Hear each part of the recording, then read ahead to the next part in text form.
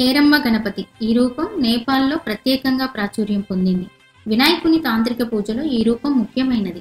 గణేశుడు 32 రూపాల్లో అత్యంత ప్రాచుర్యం పొందిన రూపం హేరంబ గణపతి రూపం. ముద్గల పురాణం వినాయకుని 32 పేర్లలో హేరంబ గణపతిని ఒకటిగా పేర్కొంది.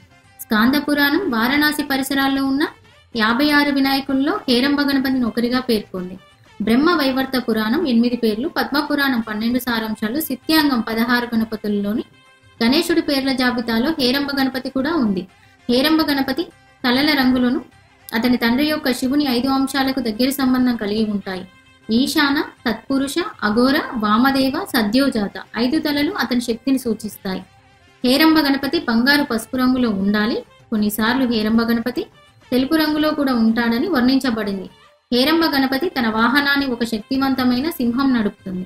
సింహం యొక్క దేవత రాచరికం, ఉగ్ర స్వభావాన్ని సూచిస్తుంది.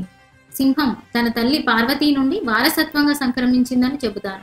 సింహం ప్రధానంగా ఈ అంశంలో వాహనంగా కనిపించినప్పటికీ గణేశుడి సాధారణ వాహనమైన డింకా ఎలుక కూడా ఉంది. హేరంబ గణపతి 10 చేతులు ఉన్నాయి. ఈ 5 ముఖాలు ఊర్ధ్వ దిక్కుతో సహా 5 దిక్కులను తిరిగి ఉంటాయి. స్వామి తన 10 చేతులతో కుడివైపున అభయముద్ర, దంతం, ముద్గరం, జపమాల, అంకుశం, ఎడమవైపున వరదముద్ర, పండు, గొడ్డలి, కుడుము, పాశము కలిగి ఉంటాయి. ఈ స్వామిని పూజించడం వల్ల ఎటువంటి ప్రమాదాలు కలగవు. ఇంకా హేరంబ గణపతి కటాక్షం వల్ల ఎంతో కష్టమైన కార్యాల్లో కూడా విజయం సిద్ధిస్తుంది.